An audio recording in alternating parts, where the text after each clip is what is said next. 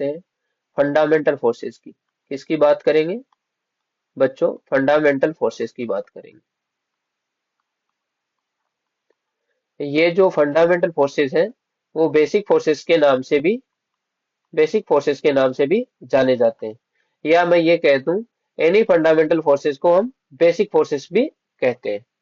चाहे इन जो फोर्स हम डिस्कस करेंगे इनको फंडामेंटल फोर्सेस कह दो, चाहे बेसिक फोर्सेस कह दो, बात एक ही है। बात एक ही कैसे है? इसको हम एक एग्जांपल से समझ सकते हैं। जैसे मान लो किसी तुम्हारे घर पे दो नाम है। दो नाम कैसे सर? जैसे जनरली हमारे ज्यादातर घरों में इंडिया में क्या होता है भाई, एक निकनेम होता है जो घर वाले प्यार से बुलाते हैं, दूसरा स्कूल में डॉक्यूमेंट में नेम जो रियल नेम होता है। समझ रहे हो बात को? अब तुम घर में किसी को कमरे में बैठे हो तो घर वाले तुम्हें निकनेम से पुकार रहे हैं, तब तुम क्या समझो कि घर वाले मुझे बुला रहे हैं। अगर घर वाले निकनेम की जगह रियल नेम से तुम्हें बुला रहे हैं, पुकार रहे हैं, तब भी तुम ये समझो कि घर वाले मुझे बुला रहे हैं। तो घर वाले चाहे रियल नेम से बुला रहे हैं तुम्हें, या चाहे तुम्हें निकनेम से बुला रहे हैं, बात तो एक ही हुई कि नहीं हुई? फाइनली रिजल्ट क्या निकल रहा है? फाइनली रिजल्ट तो ये निकल रहा है ना कि अरे घर वाले मुझे बुला रहे हैं। तो ऐसे एक ही बात हुई। समझ रहे हो बात को? तो यहाँ पर भी मैं जो फोर्सेस डिस्कस करूंगा उनको चाहे फंडामेंटल फोर्सेस कह दो बच्चों, या बेसिक फोर्सेस कह दो। अब जैसे ही मैंने हेडिंग फंडामेंटल फोर्सेस डाली, आपके दिमाग में ये आएगा कि फंडामेंटल फोर्सेस क्या क्या होते हैं भाई? फंडामेंटल फोर्सेस क्या होते हैं? देखो, फंडामेंटल फोर्सेस को जानने से पहले ये देखो, नेचर में हमारी जो नेचर है उसमें बहुत सारे फोर्सेस लगते हैं कि नहीं लगते? ठीक है। तो नेचर में जितने भी बहुत सारे जो सारे के सारे फोर्सेस लग रहे हैं, उन सारे के सारे फोर्सेस को मैं क्या कर सकता हूँ? फंडामेंटल फोर्सेस की एक कैटेगरी होती है, उस कैटेगरी में मैं बांट सकता हूँ। मैं एक लाइन में अगर कहना चाहूँ तो नेचर में लगने वाले सारे के सारे फोर्सेस को मैं फंडामेंटल फोर्सेस की कैटेगरी में कैटेगराइज कर सकता हूँ। ठीक है सर। अब सर बात आती है, आपने कहा फंडामेंटल फोर्सेस की कैटेगरी वो कौन सी होगी? देखो, फंडामेंटल फोर्स की कैटेगरी से मीनिंग है यहाँ पे कि फंडामेंटल फोर्सेस आपके चार टाइप के होंगे, केवल चार टाइप के। तो पहले हम ये देखते हैं वो कौन से चार टाइप के हैं। तो फर्स्ट आपका होता है gravitational force. Gravitational force. Second आपका होता है वीक फोर्स। थर्ड आपका होता है strong nuclear force.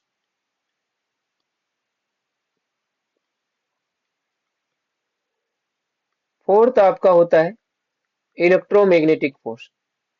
Electromagnetic force.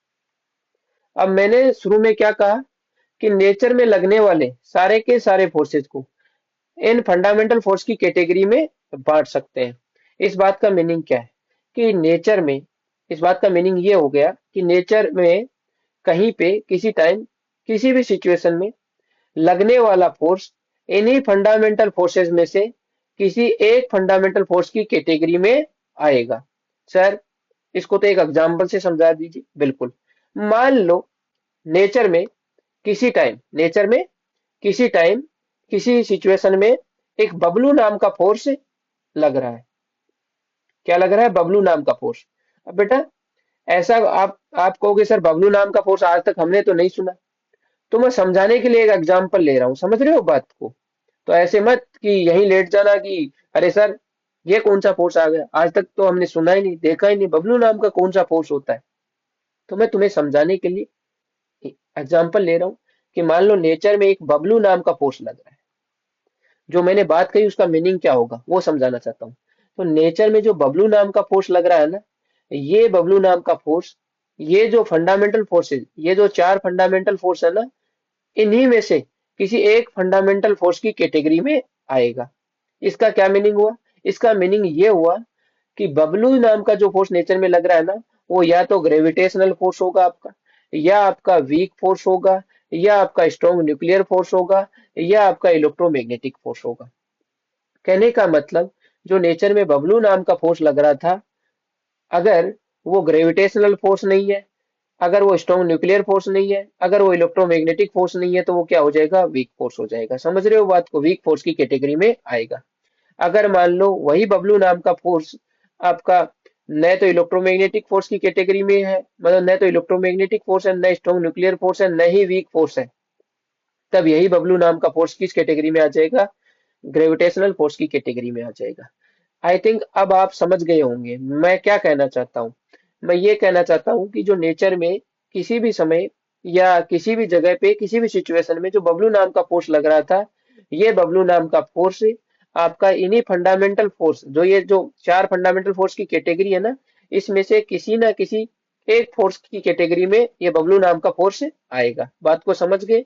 इसका मीनिंग ये हो गया, या तो बबलू नाम का जो ये नेचर में फोर्स लग रहा है वो ग्रेविटेशनल फोर्स होगा, या मेरा वीक फोर्स होगा, या मेरा स्ट्रॉन्ग न्यूक्लियर फोर्स होगा, या मेरा इलेक्ट्रोमैग्नेटिक फोर्स होगा। आई थिंक बात क्लियर है कि नहीं है? ठीक है। अब बेटा हम आगे चलते हैं, और ये जो मैंने फंडामेंटल फोर्सेस के चार टाइप बताए हैं, हम इन चारों फोर्सेस को अलग अलग डिस्कस करते हैं, इंडिविजुअली इनकी बात करते हैं। लेकिन इन चारों की अलग अलग बात करने से पहले मैं एक बात और बताना चाहता हूँ आपको, कि ये जो ये जो आपके वीक फोर्सेस एंड जो आपके स्ट्रॉन्ग न्यूक्लियर फोर्स है ना, इनके लिए एक बात ये है कि ये एक्ट करते हैं एक्ट करते हैं with in with in nucleus. Sir इस बात का क्या मीनिंग है? इस बात का बच्चों मीनिंग ये है कि जो वीक फोर्स होगा आपका, स्ट्रॉन्ग न्यूक्लियर फोर्स होगा ना, वो आपका कोई भी एटम होता है ना, उसका न्यूक्लियस नहीं होता क्या, उस न्यूक्लियस के अंदर ही एक्ट करते हैं। कहने का मतलब ये जो वीक फोर्स और स्ट्रॉन्ग न्यूक्लियर फोर्स का काम जाम न्यूक्लियस के अंदर ही होता है। न्यूक्लियस के बाहर इनको कोई लेना देना नहीं है।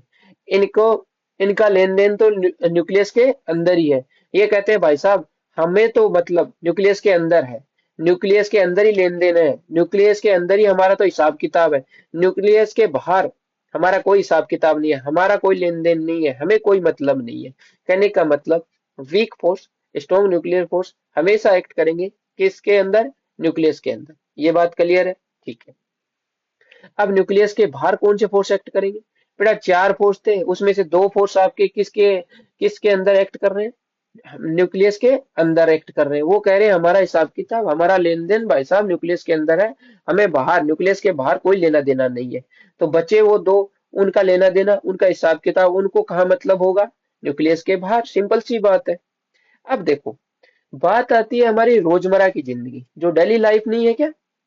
भाई जो डेली लाइफ है, जिसमें हम मान लो कि जैसे ही हमारा जन्म हुआ, लास्ट में एक दिन हम आखिरी सांस भी लेते हैं, तो जो डेली लाइफ हो गई, जो हमारी दिनचर्या हो गई, वहां पे जो डेली लाइफ में रोजमर्रा की जिंदगी में जो फोर्स लग रहे हैं ना बच्चों, वो फोर्स पता है किस कैटेगरी में आएंगे? जो ये दो फोर्स है ना मेरे पास, वो हमेशा या तो ग्रेविटेशनल फोर्स की कैटेगरी में आएंगे, या इलेक्ट्रोमैग्नेटिक फोर्स की कैटेगरी में आएंगे। क्यों सर, ऐसा क्यों है? बेटा देखो, मैंने क्या कहा था अभी अभी, कि ये जो वीक फोर्स है, स्ट्रॉन्ग न्यूक्लियर फोर्स है, वो तो हमेशा एक्ट करेंगे विद इन न्यूक्लियस। मतलब वो दोनों कहते हैं हमें हमें लेना देना न्यूक्लियस के अंदर है, हमें न्यूक्लियस से बाहर कोई लेना देना है, हमें भाई साहब न्यूक्लियस के बाहर हमारा कोई हिसाब किताब नहीं है। सिंपल सी बात है, कहने का मतलब न्यूक्लियस के बाहर वो एक्ट नहीं करते। अब जो हमारी डेली लाइफ है, या जो डेली दिनचर्या है, समझ रहे हो बात को, वहां पे जो भी फोर्सेस लगते हैं, वो पता है न्यूक्लियस के अंदर नहीं लग रहे होते। वो जो लगते हैं, वो जो बात करते हैं, उन फोर्सेस की जिनकी हम बात करते हैं, वो हम न्यूक्लियस के अंदर नहीं होते हैं। हम न्यूक्लियस लेवल पे बातें नहीं करते हैं। समझ गए बात को? जो डेली लाइफ में या जो रोजमर्रा की जिंदगी है, उसमें जो भी फोर्स लग रहे होते हैं, वहां पे हम न्यूक्लियस लेवल की बात नहीं करते, हम न्यूक्लियस में नहीं होते हैं। अब जब हम न्यूक्लियस में नहीं होंगे, न्यूक्लियस लेवल की बात नहीं कर रहे हैं, तो वो लगने वाले फोर्स कौन से होंगे, किस कैटेगरी में आएंगे? Definitely gravitational force and electromagnetic force. क्योंकि डेली लाइफ में तो जो फोर्स लग रहे हैं वो तो न्यूक्लियस के बाहर लग रहे हैं। और ये जो वीक फोर्स और स्ट्रॉन्ग न्यूक्लियर फोर्स है, वो क्या कह रहे हैं कि हमें हिसाब किताब, हमारा हिसाब किताब तो न्यूक्लियस के अंदर तक का है, हमें बाहर से कोई लेना देना नहीं है। समझ गए बात को? इसलिए बेटा डेली लाइफ में जो भी हमारा जन्म मरण जो भी है, डेली लाइफ में हम किसी पे फोर्स लगा रहे हैं, हमारे पे कोई फोर्स लगा रहा है, या हम देख रहे हैं कोई और फोर्स लग रहे हैं, तो वो सारे के सारे फोर्सेस किस कैटेगरी में आएंगे, या तो ग्रेविटेशनल फोर्स या इलेक्ट्रोमैग्नेटिक फोर्स। क्यों आएंगे, इसका रीजन समझ ही गए। क्योंकि weak force and strong nuclear force हमेशा एक्ट करेंगे किसके अंदर, न्यूक्लियस के अंदर। वो कहते हैं न्यूक्लियस के बाहर हमें कोई लेना देना नहीं है। और जो डेली लाइफ में जो फोर्सेज लग रहे हैं, वो फोर्सेज न्यूक्लियस लेवल पे नहीं होते हैं। या मैं कह दूं, जो हम फोर्स लगाते हैं, हमारे पे कोई फोर्स लगाते हैं, तो क्या हम न्यूक्लियस में होते हैं क्या, नहीं। तो न्यूक्लियस में नहीं है, या हम न्यूक्लियस लेवल की बात ही नहीं कर रहे हैं, तो बेटा फिर वो जो फोर्स होंगे वो किस कैटेगरी में आएंगे, definitely gravitational force and electromagnetic force. बात समझ गए। अब बेटा एक एक को इंडिविजुअली डिस्कस कर लेते हैं। सबसे पहले हम बात करते हैं किसकी, ग्रेविटेशनल फोर्स की। किसकी बात करेंगे, ग्रेविटेशनल फोर्स।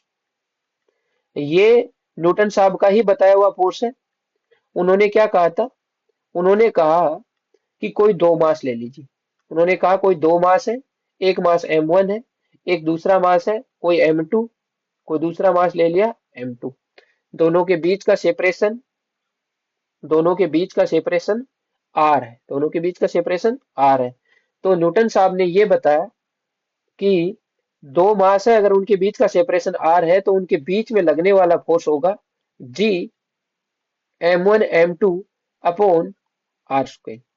समझ रहे हो बात को, ये न्यूटन साहब का ही दिया हुआ फोर्सेज है, ये न्यूटन साहब ने ही बताया था ग्रेविटेशनल फोर्स। ठीक है। ये हमेशा नेचर कैसी होगी, ऑलवेज अट्रैक्टिव होगा। नेचर नेचर इसकी होगी अट्रैक्टिव नेचर होगी। इसकी नेचर कैसी होगी बच्चों, अट्रैक्टिव नेचर होगी। अब जो न्यूटन साहब ने ये फोर्स का फॉर्मूला दिया, F equal to G M one M two R square, इस फोर्स को समझते हैं। न्यूटन साहब ने क्या बताया, बोला दो बॉडी है या दो ऑब्जेक्ट है जिनके पास मास है, एक के पास m1 है, एक के पास m2 है, तो वो आपस में दोनों एक दूसरे को अट्रैक्ट करेंगे। कितने फोर्स से करेंगे, वो न्यूटन साहब ने बता दिया। इसका क्या मीनिंग है, देखो मान लो एक मैं बैठा हूं, एक मेरा दोस्त यहाँ पे नियर बाई में बैठा है, तो दोनों के पास ही मास है। तो हम क्या करेंगे, दोनों ही न्यूटन साहब के अनुसार ग्रेविटे दोनों के बीच में ग्रेविटेशनल का फोर्स लगेगा। समझ रहे हो बात को, दोनों एक दूसरे को अट्रैक्ट करेंगे, तो ग्रेविटेशन का फोर्स लगेगा कि नहीं लगेगा। लेकिन इसकी वैल्यू देखोगे ना, इतनी कम आएगी, इतनी नेग्जिबल आएगी, उसको हम कंसीडर नहीं करेंगे। क्यों नहीं करेंगे, बेटा देखो यहाँ पे जो F equal to G m1 m2 upon R square था, इसमें जो G की वैल्यू होती है, जो आपकी G की वैल्यू होती है वो कितनी होती है, 6.67 इंटू 10 की पावर माइनस 11। आगे ऐसा यूनिट होती है। कहने का मतलब ये किस ऑर्डर में आ रही है, ये तो सर 10 की पावर माइनस 11 ऑर्डर में आ रही है। तो जो मैं बैठा हूँ, मेरा दोस्त बैठा है, हम दोनों के बीच में जो ग्रेविटेशनल फोर्स लग रहा है, उसकी वैल्यू क्या आएगी, बहुत कम आएगी। क्यों आएगी, क्योंकि हमारा मास इतना ज्यादा नहीं है, बहुत ज्यादा नहीं है ना। वो मल्टीप्लाई किस से होगा, इस जी की वैल्यू से, और वो किस ऑर्डर में, 10 की पावर माइनस 11 ऑर्डर में।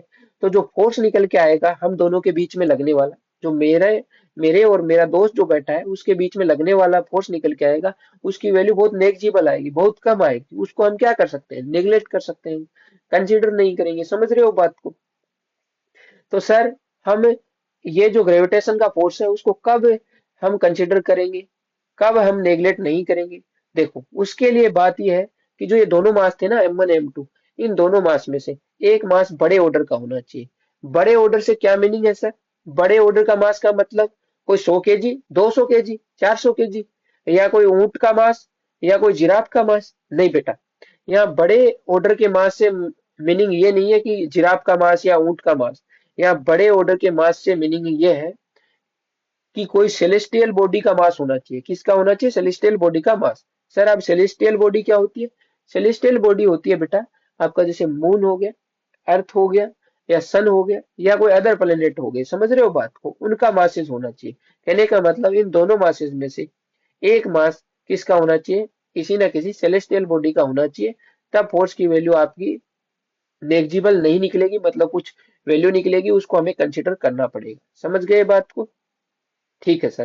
कहने का मतलब मेरे पे मून फोर्स लगा सकता है, बिल्कुल लगा, सन लगा सकता है, बिल्कुल लगा सकता है, अर्थ लगा सकती है, लगा सकती है।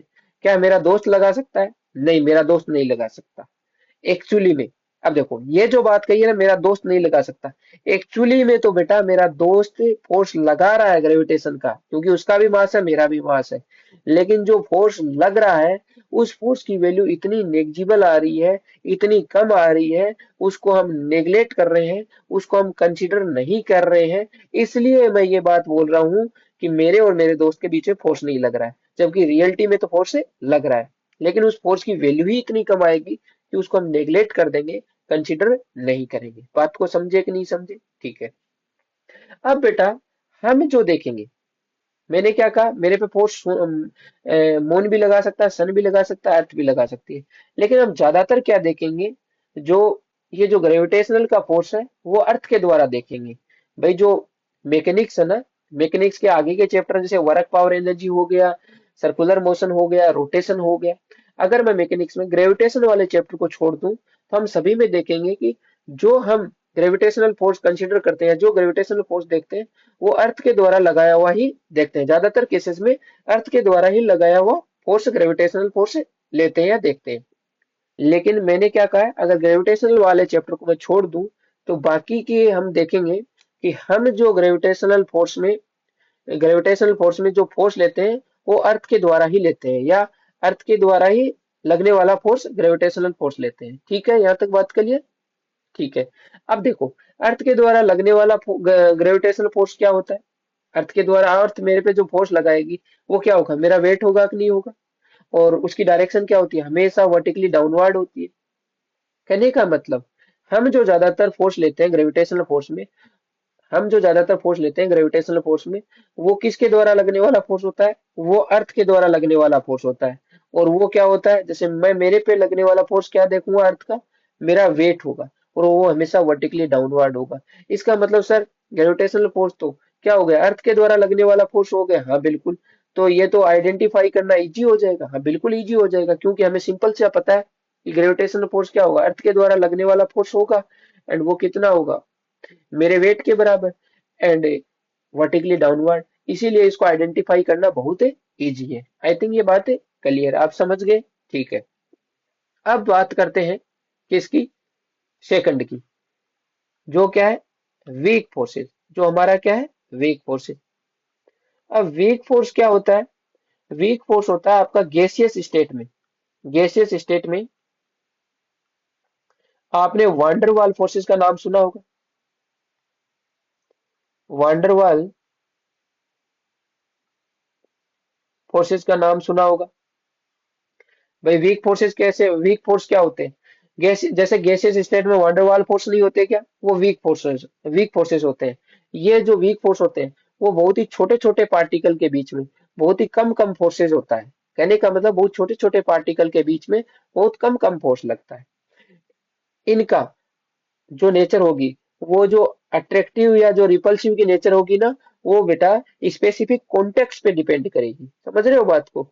एक स्पेसिफिक कॉन्टेक्स्ट होगा, उस पे डिपेंड करेगी कि वो फोर्स अट्रैक्टिव होगा या रिपल्सिव होगा। समझ गए बात को? अब हम अगले फोर्स की बात करते हैं, एक थर्ड। कौन सा? Strong nuclear force. किसकी बात करेंगे? Strong nuclear force.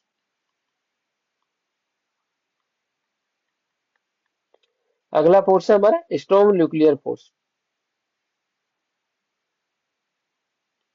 अब देखो, इसके नाम से ही पता चल रहा है ये किसके बीच में लगता होगा। डेफिनेटली न्यूक्लियन के बीच में लगता है।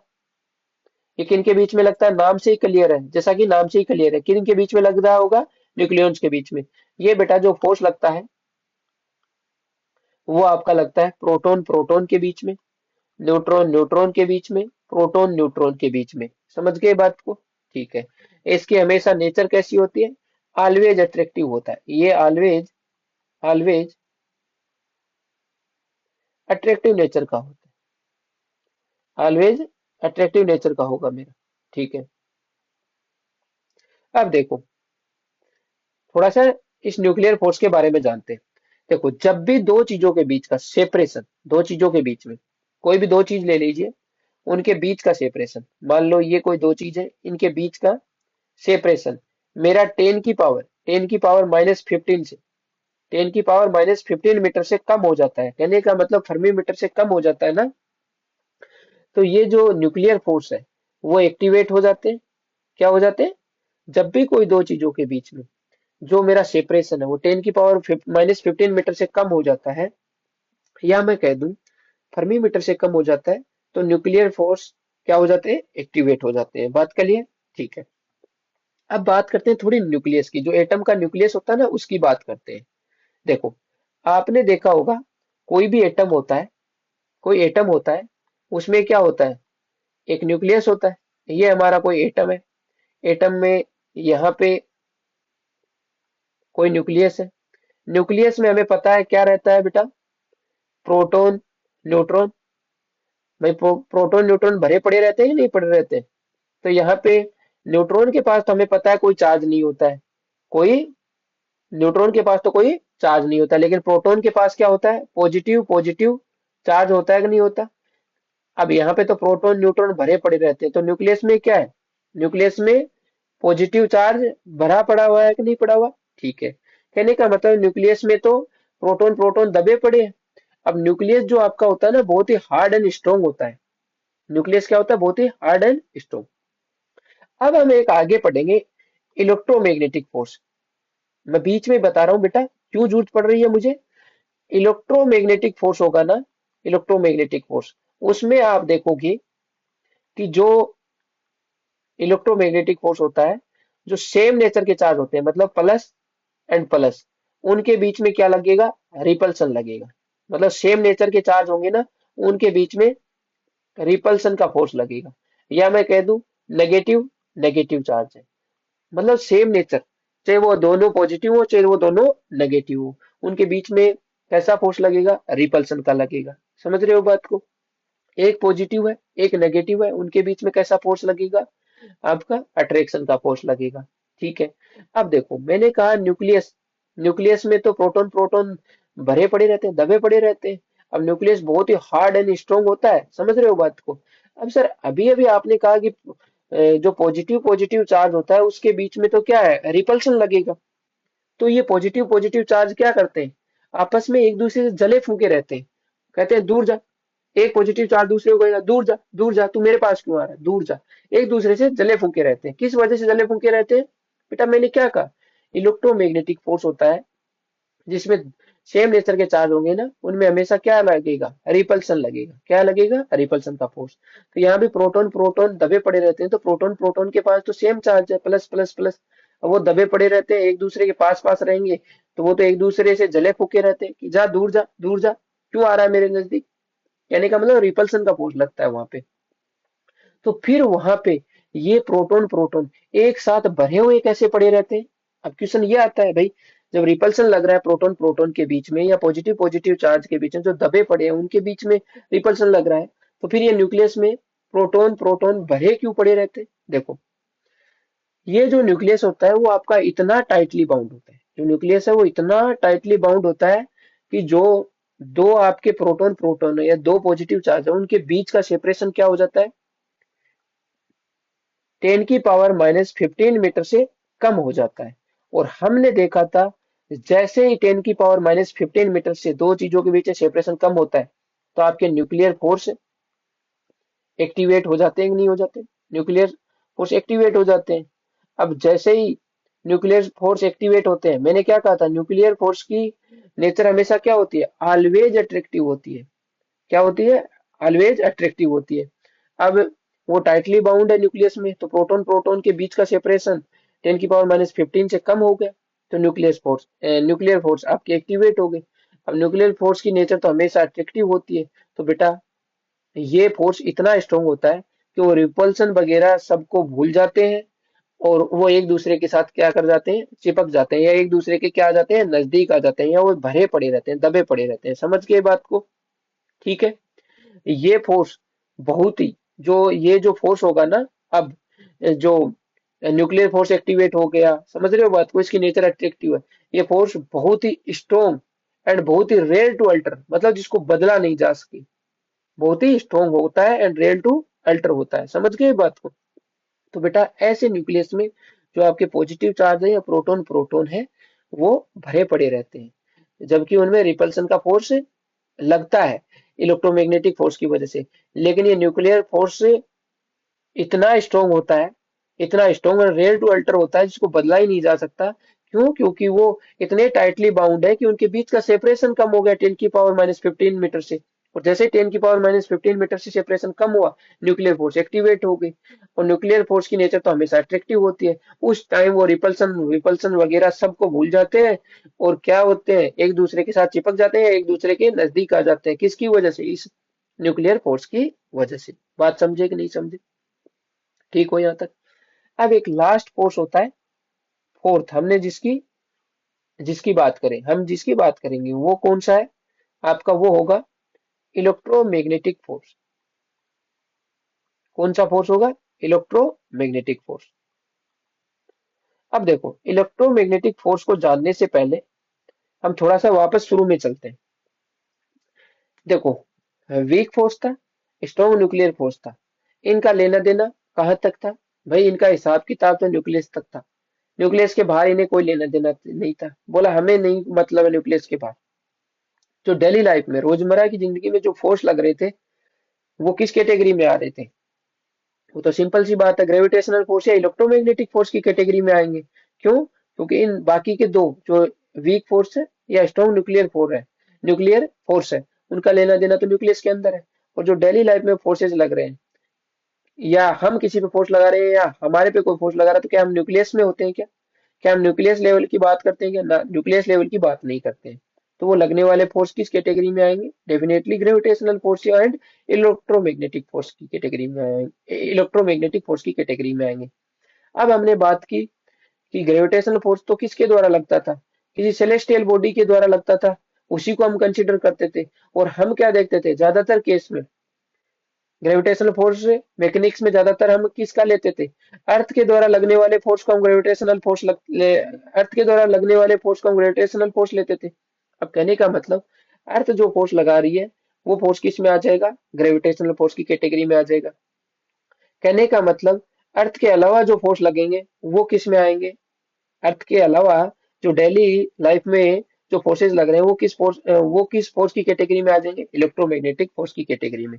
या मैं इसको ये कह दूं कि जो भी फोर्स इन तीनों फोर्स की कैटेगरी में नहीं आ रहे, भाई जो भी फोर्स, ये तीन फोर्स नहीं है, समझ रहे हो बात को?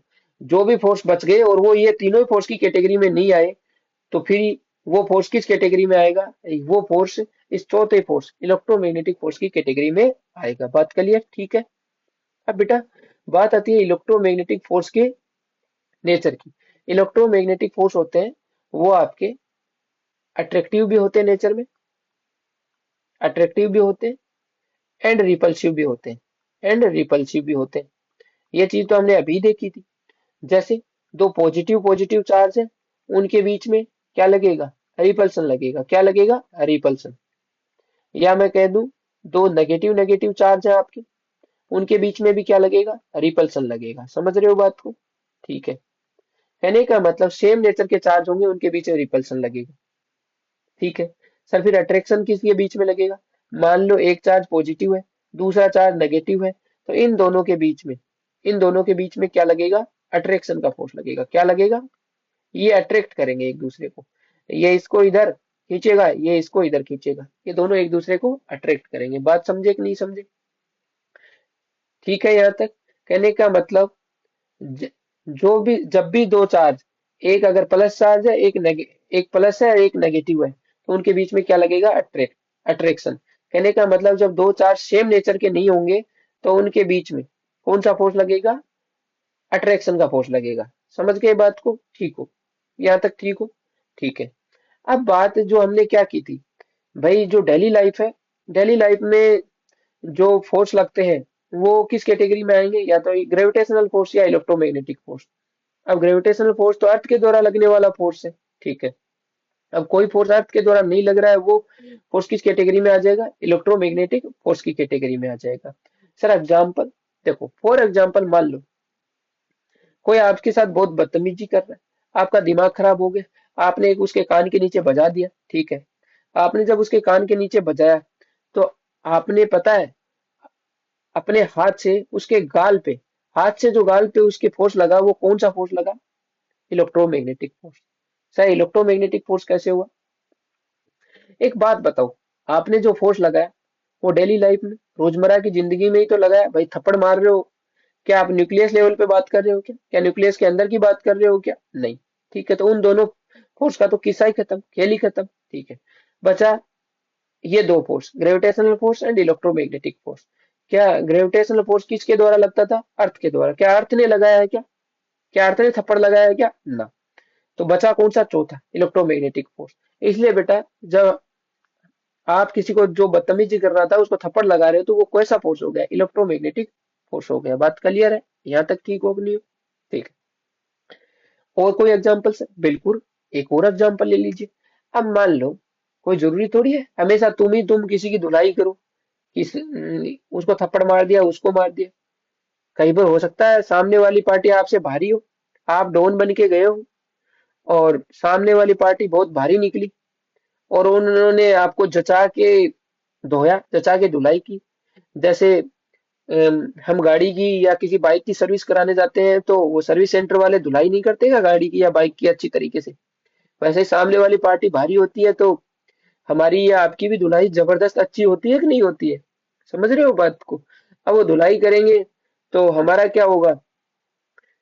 तुम्हारा क्या होगा भाई?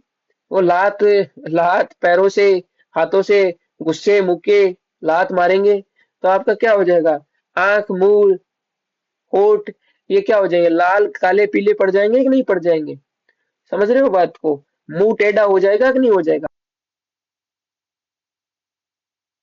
बच्चों, ये जो आप लात गुस्से, सामने वाली पार्टी भारी थी और उन्होंने जचा के आपकी धुलाई की और उन्होंने जो लात गुस्से हाथ पैर मारे आप पे, या जो आप लाल पीले होके आए हो उनके लात पैर हाथ गुस्सों से, वो कौन सा फोर्स था? उनके हाथों के द्वारा, पैरों के द्वारा, जो जिससे आपका मुंह, जिससे आपकी आंखें लाल पीली काली हुई है, तो उनके हाथों ने, उनके पैरों ने कौन से फोर्स लगाया? पता है? वो इलेक्ट्रोमैग्नेटिक फोर्स है। समझ रहे हो बात को?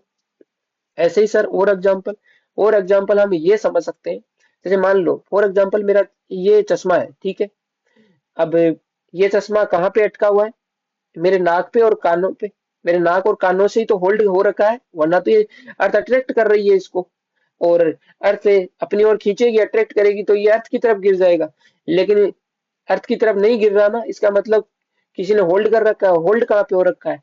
ये जो चश्मा है वो दोनों कानों पे एंड नाक पे। तो पता है ये नाक और कान ने फोर्स लगाया होगा, और ये कैसा फोर्स होगा? डेफिनेटली ये न्यूक्लियस लेवल पे तो बात कर नहीं रहे, तो उन दोनों को फोर्स की तो कहानी, उन दोनों की तो हम बात कर नहीं रहे। बचा कौन सा? दो फोर्स, ग्रेविटेशनल एंड इलेक्ट्रोमैग्नेटिक। अब ये फोर्स ग्रेविटेशनल तो नहीं है। समझ रहे हो बात को? ग्रेविटेशनल फोर्स तो अर्थ के द्वारा लगाया, और अर्थ के द्वारा लगाया गया फोर्स तो अर्थ तो नीचे की ओर खींच रही है ना। लेकिन ये चश्मा तो होल्ड हो रखा है, होल्ड कर रखा है। किसने कर रखा है? मेरे नाक और कान ने। तो उनके द्वारा लगाया गया फोर्स कैसा होगा? Electromagnetic force. अब ये तो हुई भाई भाई डेली लाइफ में बात। ठीक है सर, इसको जेई पॉइंट ऑफ व्यू से देखें तो हम आगे फिजिक्स में बेटा कुछ फोर्सेस देखेंगे। जैसे आपका टेंशन फोर्स हो गया। क्या हो गया? Tension force. अब आपको कोई पूछ ले ये जो टेंशन फोर्स है वो कैसा फोर्स है, तो आप देखोगे क्या टेंशन फोर्स अर्थ अर्थ लगा रही है क्या? अर्थ के लगाने से ये फोर्स आया है क्या? नहीं। तो ये ग्रेविटेशनल फोर्स तो नहीं है। क्या ये कमजोर फोर्स होता है क्या? वीक फोर्स होता है क्या? नहीं। तो ये वीक फोर्स भी नहीं है। क्या ये न्यूक्लियर फोर्स है क्या? Strong nuclear force? नहीं, वो भी नहीं है भाई। वो भी क्या है? वो दोनों के दोनों फोर्स तो ऐसे देख सकते हो, आप ऐसे भी देख सकते हो कि जो weak force and strong nuclear force है वो तो किसके, न्यूक्लियस के अंदर काम करते हैं कि नहीं करते, न्यूक्लियस के अंदर लगते हैं कि नहीं लगते। और ये काम जो टेंशन फोर्स है, स्ट्रिंग में जो टेंशन आएगा वो न्यूक्लियस के अंदर थोड़ी है। समझ रहे हो बात को? न्यूक्लियस लेवल पे तो हम बात नहीं कर रहे ना। तो वो दोनों फोर्स तो हो नहीं सकते। ग्रेविटेशनल फोर्स भी नहीं हो सकता। तो ये कैसा फोर्स होगा? बचा कौन सा? एक लास्ट इलेक्ट्रोमैग्नेटिक फोर्स बचा कि नहीं बचा? तो ये फोर्स कैसा होगा बच्चों? इलेक्ट्रोमैग्नेटिक फोर्स होगा आपका। क्या होगा? इलेक्ट्रोमैग्नेटिक फोर्स होगा। ठीक है। अब अगर आपको एक कह दूं स्प्रिंग फोर्स, स्प्रिंग फोर्स आपको पूछ ले तो स्प्रिंग फोर्स, क्या स्प्रिंग फोर्स अर्थ के द्वारा लगाया गया फोर्स है क्या? नहीं, ग्रेविटेशनल फोर्स तो नहीं है। क्या ये न्यूक्लियस में लग रहा है क्या? न्यूक्लियस लेवल की बात कर रहे हैं क्या? नहीं, या ऐसे भी देख सकते हैं, क्या ये इतना वीक होता है क्या कि वीक फोर्स की कैटेगरी में आ जाए? भाई कि बहुत ज्यादा वीक है तो वीक फोर्स की, बहुत ज्यादा वीक है एंड न्यूक्लियस लेवल पे लग रहा है तो हम कह देंगे ये वीक फोर्स हो सकता है। लेकिन ऐसा तो नहीं है, न न्यूक्लियस लेवल पे लग रहा है और न ही ये इतना वीक है, तो वीक फोर्सेस भी नहीं है। न्यूक्लियस लेवल पे बात नहीं हो रही है, न्यूक्लियस लेवल पे नहीं लग रहा, तो ये स्प्रिंग फोर्स आपका स्ट्रॉन्ग न्यूक्लियर फोर्स भी नहीं है। बचा कौन सा? Electromagnetic force. तो ये भी क्या है? Electromagnetic force. ऐसे ही आपका फ्रिक्शन फोर्स क्या है? फ्रिक्शन फोर्स, या मैं कह दूं बायोंट फोर्स। ये फोर्स भी क्या होंगे? क्या ये अर्थ के द्वारा लगाए गए फोर्स है क्या? नहीं। क्या ये वीक फोर्स है क्या? नहीं। स्ट्रॉन्ग न्यूक्लियर फोर्स है क्या? नहीं। तो बचा कौन सा? Electromagnetic force. समझ गए बात को? ठीक है। नॉर्मल कॉन्टेक्ट फोर्स, अगर आपको कोई पूछ ले normal contact force, normal contact force, ये कैसा फोर्स होगा? क्या अर्थ के द्वारा लगाया गया फोर्स है क्या? नहीं। तो ग्रेविटेशनल फोर्स नहीं है। क्या ये वीक फोर्स है क्या? नहीं। क्या ये स्ट्रॉन्ग न्यूक्लियर फोर्स है क्या? नहीं। तो बचा कौन सा? Electromagnetic force. सिंपल सी बात है, इलेक्ट्रोमैग्नेटिक फोर्स होगा। ठीक है, यहां तक बात समझे कि नहीं समझे? ठीक है, अब आगे चलते हैं। देखो, एक बात, एक पॉइंट इस फंडामेंटल फोर्स में अभी तक बाकी रही है और सब हम कवर कर चुके हैं। क्या? कि इसमें सबसे स्ट्रॉन्ग फोर्स कौन सा है? सर वो क्या पूछ रहे हो, वो तो नाम से ही पता चल रहा है। सबसे सबसे स्ट्रॉन्ग, स्ट्रॉन्ग फोर्स जो है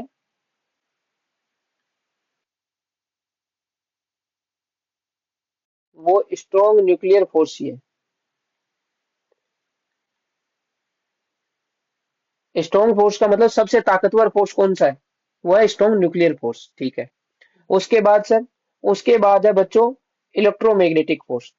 क्या है? Electromagnetic force. एंड बच्चों उसके बाद, चलो उसके बाद पूछने से पहले ये पूछ लूं, सबसे वीक फोर्स, सबसे कमजोर फोर्स, ऐसे लिख लो ताकि ज्यादा फील आएगी। सबसे कमजोर फोर्स कौन सा है? अरे सर ये क्या पूछ रहे हो, ये तो नाम से ही पता चल रहा है कि वीक फोर्स होगा वही क्या होगा? कमजोर फोर्स होगा। नहीं बेटा, नाम में धोखा खा गई ना, अब की बार नाम में धोखा खा गई। जो वीक न्यूक्लियर फोर्स है या जो वीक फोर्स है ना, वो सबसे कमजोर फोर्स नहीं है। सबसे कमजोर फोर्स होता है ग्रेविटेशनल फोर्स। क्या होता है? Gravitational force. देख लो, नाम में धोखा खा गए। ये वैसे ही है जैसे कुछ लोगों के नाम तो बड़े अच्छे, नाम सुनते हो तो नाम से तो लगता है अरे बड़ा बहुत महान आदमी होगा, लेकिन उनके कर्म इतने अच्छे नहीं होते ना। वैसे ही, वैसे ही बेटा, यहाँ पे नाम ही इसका वीक फोर्स है, लेकिन ये सबसे कमजोर फोर्स नहीं है। सबसे कमजोर फोर्स कौन है? ग्रेविटेशनल फोर्स है। समझे कि नहीं समझे बात को? अरे कुछ लोगों का नाम इतना अच्छा होता है, लगता है अरे बहुत महान आत्मा, बहुत महान आदमी होगा। समझ रहे हो बात को? लेकिन फिर उनके जो नेचर पता चलती है, उनके कर्म पता चलती है, उससे क्या लगता है? अरे धोखा हो गया नाम से। हमें तो लगा था नाम इतना अच्छा तो आदमी भी इतना अच्छा होगा, लेकिन धोखा हो गया। वैसे ही धोखा यहाँ पर भी हो गया कि नहीं हो गया? मैंने सबसे कमजोर फोर्स पूछा और बोला अरे सर वो तो नाम से ही पता चल रहा है, वीक फोर्स मतलब वही सबसे कमजोर फोर्स होगा। तो बेटा आप गलत हो, वो वीक फोर्स सबसे कमजोर फोर्स नहीं है। सबसे कमजोर फोर्स है ग्रेविटेशनल फोर्स। यहाँ भी आप नाम से धोखा खा गए। समझ रहे हो बात को? नाम से धोखा नहीं खाना। सबसे कमजोर फोर्स आपका जो है वो ग्रेविटेशनल फोर्स है। समझ गए बात को? ठीक हो यहाँ तक? तो ये थी फंडामेंटल फोर्सेस की बात आपकी।